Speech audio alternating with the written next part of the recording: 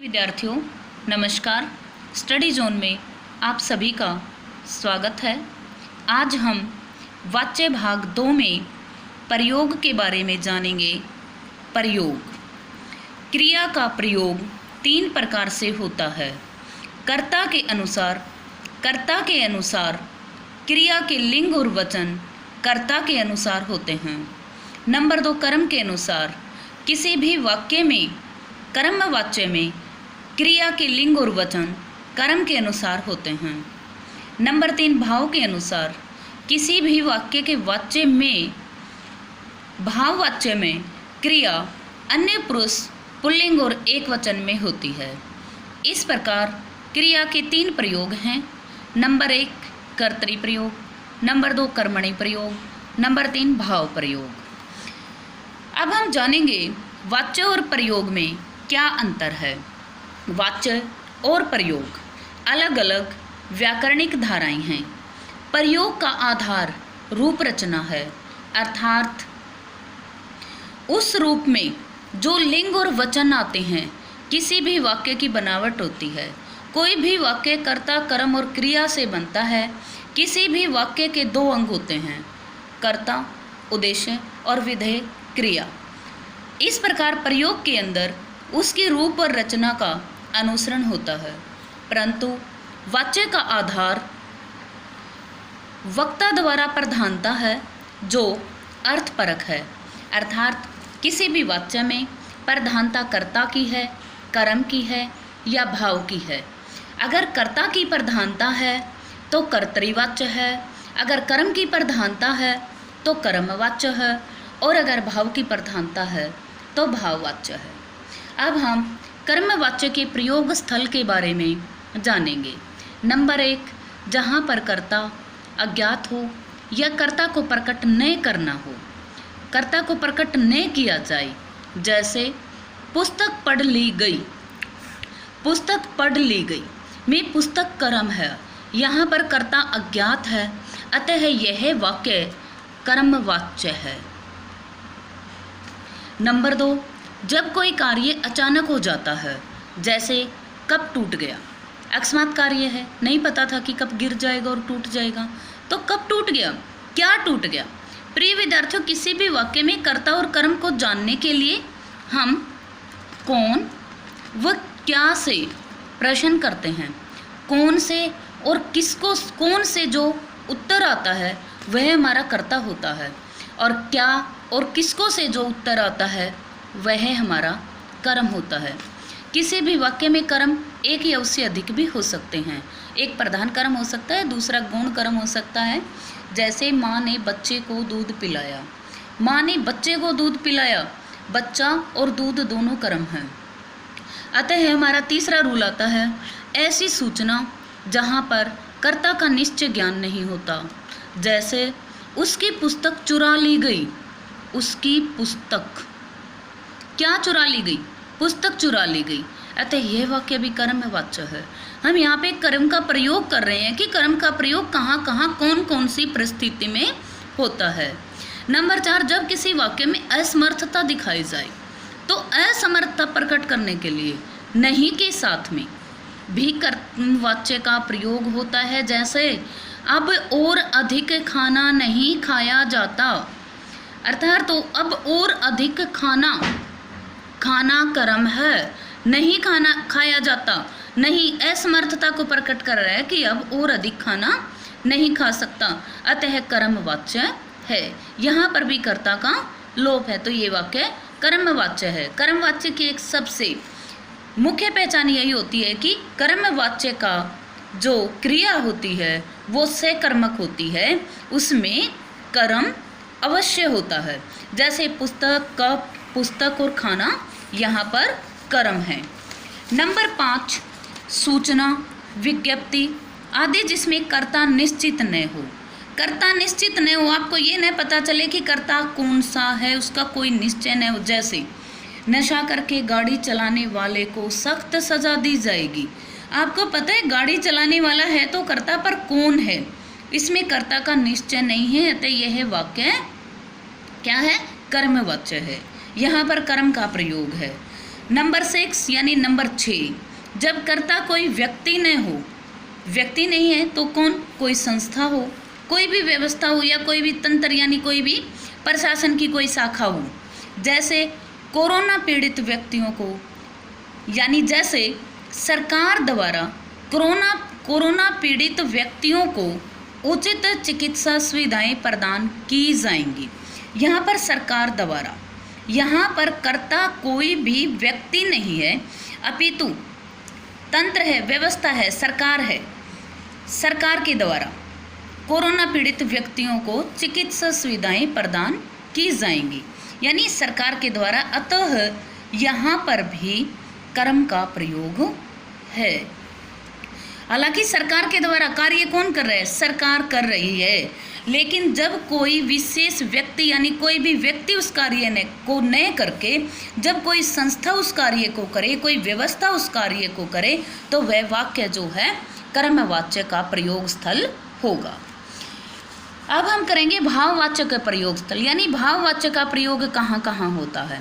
Number 1, प्राय असमर्थता या विवशता को जब प्रकट किया जाता है तो नहीं के साथ मोस्टली अधिकतर भाववाच्य का प्रयोग होता है। जैसे धुंध में कैसे चला जाएगा।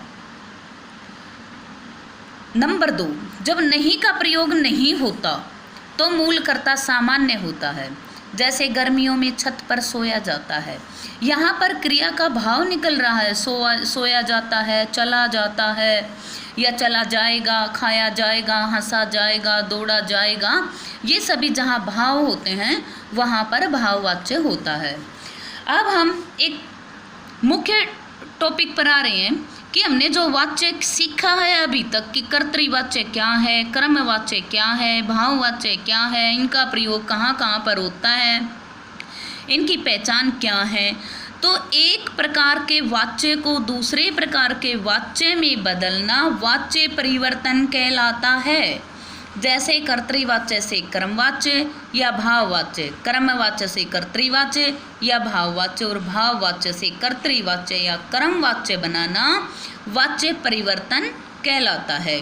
कक्षा 9th और 10th में इसी प्रकार के क्वेश्चन पूछे जाते हैं कि कर्तृवाच्य का वाक्य दे दिया जाएगा, उसको कर्मवाच्य में बदलो, कर्मवाच्य का दे दिया उसको कर्तृवाच्य बनाओ। कई बार पहचान के रूप में भी पूछा जा सकता है कि निम्नलिखित पंक्तियों में वाच्य को पहचान कर बताएं कि इस पंक्ति में कर्तृवाच्य है, कर्मवाच्य है या भाववाच्य है। तो अब हम क्या कर रहे हैं, वाच्य परिवर्तन। और वाच्य परिवर्तन में सबसे पहले हम सीखेंगे कि कर्तृवाच्य से कर्मवाच्य कैसे बनाया जाता है। कर्तृवाच्य से कैसे बनाया जाता है, इसका सबसे पहला नियम है। और इस सबसे पहले नियम को आप ध्यान में रखें कि कर्तृवाच्य सकर्मक और अकर्मक दोनों क्रियाओं से बनाया जाता है, और कर्मवाच्य केवल सकर्मक क्रियाओं से बनता है और भाववाच्य केवल अकर्मक क्रियाओं से बनते हैं। तो कर्तृवाच्य से कर्मवाच्य बनाने के लिए कर्तृवाच्य के मुख्य कर्ता के साथ से अथवा के द्वारा लगा दिया जाता है, और से और जब के द्वारा जोड़ दिया जाता है तो करण कारक बन जाता है। जैसे राम से दीपक के द्वारा। नंबर 2, क्या किया जाता है, ये हम कर्तृवाच्य से जब कर्मवाच्य बनाते हैं तो सबसे पहले हम कर्तृवाच्य के मुख्य कर्ता के साथ से या के द्वारा लगाते हैं और उसको करण कारक बना देते हैं। इसके बाद नंबर 2 में वाक्य की जो मुख्य क्रिया है उसको भूतकालिक क्रिया, भूतकाल जो समय बीत गया, अतीत जो है उस क्रिया में भूतकालिक क्रिया में परिवर्तित किया जाता है। जैसे खाता से खाया, सोना से सोया। जिस तरह राम खाना खाता है, कर्तृवाच्य, अगर हम इसका कर्मवाच्य बनाएंगे तो खाता से हम खाया क्रिया बना देंगे। जैसे राम से खाना खाया जाता है, खाया भूतकालिक क्रिया हम उसको बना देंगे, सामान्य क्रिया से हम उसको भूतकालिक क्रिया खाया बना देंगे। दीपक सोता है, कर्तृवाच्य, दीपक से सोया जाता है, हमने सोना से या सोता से सोया भूतकालिक क्रिया बना दिया। नंबर 3, जा धातु के क्रिया रूप कर्मवाच्य की सामान्य जो भूतकालिक मुख्य क्रिया है उसके लिंग, वचन, काल और पुरुष के अनुसार जोड़कर साधारण क्रिया को संयुक्त क्रिया बना दिया जाता है। जैसे खाता है से खाया जाता है, खा रहा था से खाया जा रहा था। हम आगे जब ये कर्तृवाच्य से कर्मवाच्य के एग्जाम्पल बदलेंगे, परिवर्तित करेंगे, तो ये सभी रूल हम उसमें लगाएंगे। नंबर 4, कर्मवाच्य में क्रिया के लिंग, वचन आदि वाक्य के कर्म के अनुसार प्रयोग किए जाते हैं। जैसे अनिल के द्वारा खाना खाया जाता है।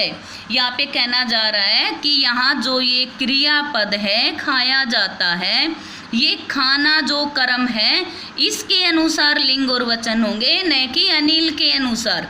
अनिल करता है तो कर्ता के अनुसार कर्तृवाच्य में क्रियापद होता है, लेकिन कर्मवाच्य में कर्म के अनुसार क्रियापद होता है। नंबर 5, कर्म के साथ लगी हुई विभक्ति हटा दी जाती है। जैसे मान लीजिए कर्म के अनुसार विभक्ति साहिल ने, ये करता है, कर्ता के साथ ने विभक्ति लगी है, तो साहिल ने सांप को मारा। को, सांप को, कौन सी विभक्ति हटानी है हमें? कर्म के साथ लगी हुई विभक्ति हटानी है। कर्म, सांप को मारा। तो अगर हम इसे कर्मवाच्य बनाते हैं तो साहिल के द्वारा सांप मारा गया, को का लोप कर दिया, को हटा दिया गया, हटा दिया गया ना। साहिल के द्वारा सांप मारा गया, यहाँ पर को विभक्ति को हटा दिया गया है। अब इसके उदाहरण देखिए। रवि पुस्तक पढ़ता है, रवि करता है, पुस्तक कर्म है और पढ़ता है क्रियापद है। अतः पढ़ता है रवि के अनुसार, कर्ता के अनुसार क्रियापद है। तो यहाँ पर और कर्ता में क्रिया सकर्मक भी हो सकती है और अकर्मक भी, यानी इसमें कर्म भी हो सकता है और नहीं भी हो सकता। अतः पुस्तक कर्म है तो क्या ये कर्तृवाच्य है। अब इसका हम कर्मवाच्य बनाएंगे तो रवि के साथ हमने पहले नियम में क्या किया था? पहले नियम में हमने किया था कि रवि के द्वारा हम इसको कर्ण कारक बना देंगे, के द्वारा यस से, और फिर पुस्तक कर्म के अनुसार हम क्रियापद बना देंगे, पढ़ी जाती है। ठीक है, समझ आए यहाँ तक? अब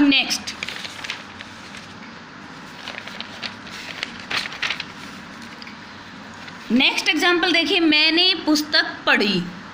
कर्तृवाच्य से कर्मवाच्य बनाते समय मैंने से मेरे द्वारा कर्ण कारक बना दिया। पुस्तक पढ़ी से संयुक्त क्रिया लगा दी गई, पढ़ी गई। सामान्य भूतकालिक क्रिया के साथ संयुक्त क्रिया हो गई, पढ़ी गई, कर्मवाच्य। क्या सोहन दिल्ली जाएगा? क्या सोहन के द्वारा दिल्ली जाया जाएगा। ठीक है, ये थे कर्तृवाच्य से कर्मवाच्य बनाना। अब नेक्स्ट हमारा आता है कर्तृवाच्य से भाववाच्य बनाना। अब कर्ता के साथ कर्तृवाच्य से भाववाच्य बनाते समय कर्ता के साथ जो से अथवा के द्वारा जोड़ दिया जाता है, जैसे सेम कर्मवाच्य में होता है, वैसे ही यहाँ पर भी कर्ता के साथ से या के द्वारा जोड़ दिया जाता है। मुख्य क्रिया को सामान्य भूतकाल में बदला जाता है, सेम चीज़ है। अब जा धातु जो है, यानी इसमें मुख्य बात क्या है कि भाववाच्य में क्रिया अकर्मक होती है। पहचान के लिए आप थोड़ा कंफ्यूज हो सकते हैं कि सेम बातें आ रही हैं, फिर हम कर्मवाच्य भाववाच्य में अंतर कैसे करें। तो आपको देखना है कर्मवाच्य में आपको कर्म अवश्य मिलेगा, जो आप क्या से प्रश्न करके अपना उत्तर ढूंढ के कर्मवाच्य का पता लगा सकते हैं, कर्म का पता लगा सकते हैं। लेकिन कर्तृवाच्य में से भाववाच्य आप बनाओगे तो भाववाच्य में आपको क्रिया सकर्मक ही मिलेगी, एक वचन में मिलेगी, पुल्लिंग में होगी और अन्य पुरुष होगा। जैसे नरेश पढ़ा, नरेश पढ़ा, नरेश करता पढ़ा, क्रिया कर्म नहीं है, ये भाववाच्य का वाक्य है। ठीक है, नरेश पढ़ा कर्तृवाच्य अकर्मक भी हो सकता है, सकर्मक भी। अब नरेश पढ़ा से हम भाववाच्य बनाएंगे तो नरेश द्वारा पढ़ा गया, ये क्या हो गया? भाववाच्य हो गया। कौन सा हो गया? भाववाच्य। अब चिड़िया आकाश में उड़ती है, कर्तृवाच्य। अब इसे हम कर्मवाच्य बनाएंगे तो चिड़िया से आकाश में उड़ा जाता है, कर्मवाच्य। देखिए, अगर हम यहाँ क्या से प्रश्न करते हैं कि चिड़िया आकाश में क्या उड़ती है, तो आंसर नहीं आता, केवल उड़ती है क्रियापद है। बच्चों, इसको आप जो है क्रिया सकर्मक अकर्मक मत समझना, ये अकर्मक क्रिया है। क्योंकि अगर अनुस्वर आता, ये कर्मवाच्य होता, तो यहाँ पे ये होता कि चिड़िया आकाश में उड़ान उड़ती है, तो ये कर्मवाच्य होता। ठीक है, अब चिड़िया से आकाश में उड़ा जाता है, क्या उड़ा जाता है, उड़ान उड़ी जाती है, तो ये कर्मवाच्य होता। अब ये क्या है, भाववाच्य है कि चिड़िया से आकाश में उड़ा जाता है। बच्चे शांत नहीं रह सकते, कर्तृवाच्य है, बच्चों के द्वारा शांत नहीं रहा जा सकता, ये भाववाच्य है।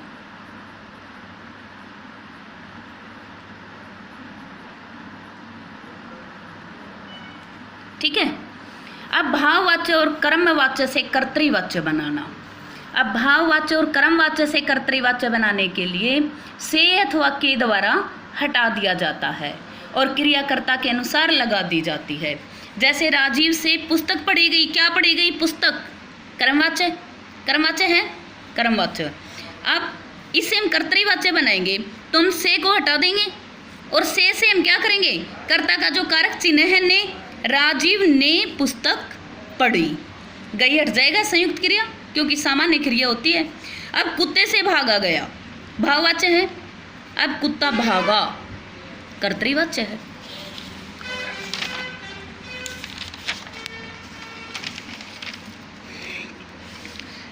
तो इस प्रकार आपने कर्तृवाच्य से कर्मवाच्य बनाना और भाववाच्य व कर्मवाच्य से कर्तृवाच्य बनाना सीखा। अतः अंत में प्रिय विद्यार्थियों, मैं आपको यही कहना चाहूँगी कि आप इस वीडियो को देखते समय इन सभी नियम को अपनी नोटबुक में अवश्य लिखें। और आज आप सभी जानते हैं कि आज हमारे भारत देश में वैश्विक महामारी कोरोना चल रही है, जिसका कोई इलाज नहीं है। इसका केवल एक ही इलाज है, अपना बचाओ, अपने घर में रहें और सुरक्षित रहें। धन्यवाद। प्रिय विद्यार्थियों, सब्सक्राइब करना न भूलें।